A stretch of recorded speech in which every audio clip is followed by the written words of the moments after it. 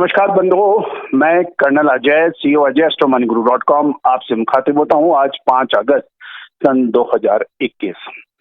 दोस्तों, आज के विशेष एपिसोड में हम चर्चा करने वाले हैं शेयर बाजार, कमोडिटी बाजार, करेंसी बाजार में होने वाली विशेष हलचल और राशियों के आधार पर आपका नफा या नुकसान कहां पे आपको सावधानी रखनी है। सबसे पहले राशियों के आधार पर आपका नफा नुकसान। भारतीय ज्योतिष में 12 राशियों को 4 तत्वों में डिवाइड किया गया है, 4 एलिमेंट्स में, अग्नि, पृथ्वी, वायु और जल। अग्नि तत्व की 3 राशियां हैं, 1, 5 और 9, यानी मेष, सिंह और धनु राशि। आज आपके लिए दिन अच्छा रह सकता है, आप लाभ कमाने की स्थिति में रह सकते हैं, लेकिन 12 से 1 बजे के बीच में आपको अतिरिक्त सावधानी रखनी चाहिए।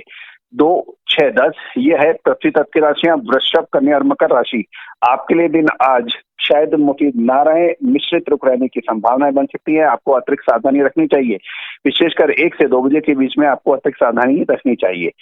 3, 7, 11 ये वायु तत्व की राशियां हैं, यानी मिथुन, तुला और कुंभ राशि। आपके लिए दिन आज अच्छा रहेगा, बढ़िया रहेगा, लेकिन मिथुन राशि विशेषकर सावधानी रखें। आपकी चतुराई, आपकी बुद्धिमानी आज शायद परेशानी में डाल सकती है।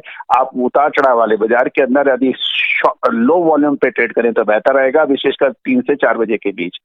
4, 8, 12 यानी कर्क, वृश्चिक और मीन राशि, यह है जल तत्व की राशि। आज आपके लिए दिन संभवतः मुफीद ना रहे, परेशानियां बढ़ सकती हैं। आप लिए गए निर्णय को एक बार पुनः जांच लें और बड़े वॉल्यूम की ट्रेडिंग से बचें। विशेषकर 7 से 8 बजे के बीच में यदि आप एमसीएक्स के ट्रेडर हैं तो आपको विशेष सावधानी रखनी चाहिए थी। ये था राशियों के आधार आपका नफा नुकसान एवं खतरे के घंटे। अब कृषि जीन्स के अंदर क्या संभावनाएं बन सकती है। दोस्तों, आपको याद होगा हमने आपको पिछले एपिसोड में कपास या खली यानी बिनोला खली और कपास के बारे में चर्चा की थी, जो कि अक्षर सत्य साबित हुई। और आज धनिया यानी कोरिएंडर के अंदर मजबूती की संभावनाएं बन रही हैं। यह भी गौरतलब है, फाइनेंशियल एस्ट्रोलॉजी के मुताबिक धनिया में आने वाले कुछ समय तक कोई बहुत बड़ी मंदी की संभावनाएं नहीं बन रही हैं। और यदि आप 2 से 3 महीने के कारोबार में देखें तो दिवाली तक इसके अच्छे भाव मिलने की संभावनाएं बन सकती है, क्योंकि प्रोडक्शन और डिमांड के अंदर डिमांड अधिक है और प्रोडक्शन शायद इतना नहीं है। दूसरी कमोडिटी होगी हल्दी।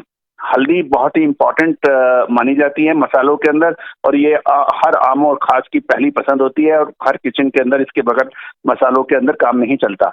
हल्दी के अंदर भी आज मजबूती की संभावनाएं से इनकार नहीं किया जा सकता।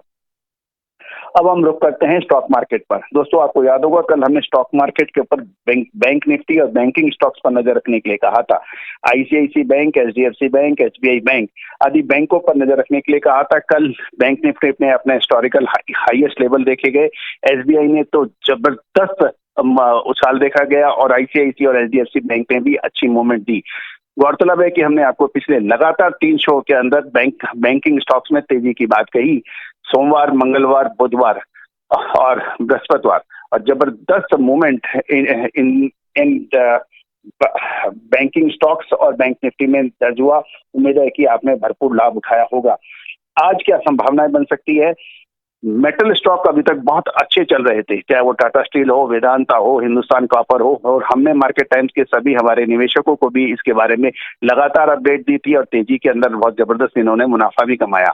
यदि टाटा स्टील के ऊपर हम नजर डालें तो लगभग 2 साल में इसने 247% यानी 247% का प्रॉफिट दिखाई दिया, और यदि 1 साल के अंदर देखें तो करीबन 116% का तेजी दिखाई दी, और 1 महीने का देखें तो लगभग 25% की बड़ी तेजी इसमें दर्ज हुई है, और वीकली देखें तो लगभग 4% की कल तक की तेजी थी। तो इन बड़ी तेजी के बाद मुझे लगता है अब टाटा स्टील में कुछ मुनाफा वसूली की संभावनाएं बन सकती हैं।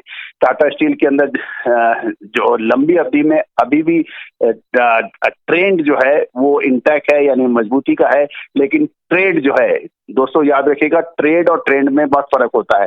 ट्रेड होता है छोटी अवधि के लिए, जबकि ट्रेंड होता है लंबी अवधि के लिए। टाटा स्टील का लंबी अवधि का ट्रेंड अभी भी पॉजिटिव है, सकारात्मक है, किंतु अल्प अवधि में 1 से 2 दिन के अंदर संभवतः इसके अंदर मुनाफा वसूली की संभावनाएं बन सकती हैं।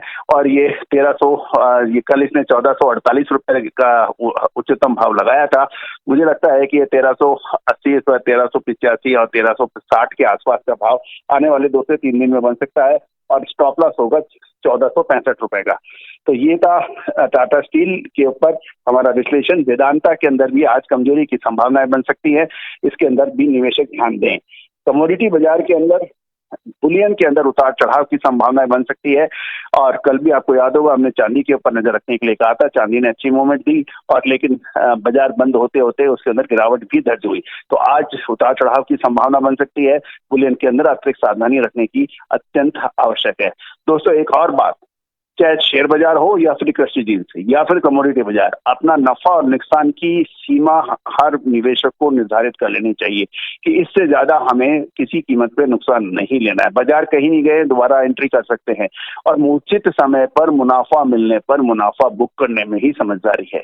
एक और महत्वपूर्ण बात, शेयर बाजार, कमोडिटी बाजार या ट्रेडिंग के अंदर रिस्क मैनेजमेंट बहुत महत्वपूर्ण है। इसके बगैर आपको ट्रेड नहीं करना चाहिए। ये सभी जानकारी आपको फंडामेंटल एनालिसिस और फाइनेंशियल एस्ट्रोलॉजी के माध्यम से आप तक पहुंचाई जा रही है। कोई भी निर्णय लेने से पहले, व्यापारिक निर्णय लेने से पहले आप अपना स्वयं का विवेक और यदि चाहें तो आप अपने प्रामाणिक वित्तीय सलाहकार से भी सलाह ले सकते हैं। All the very best, good luck, happy trading.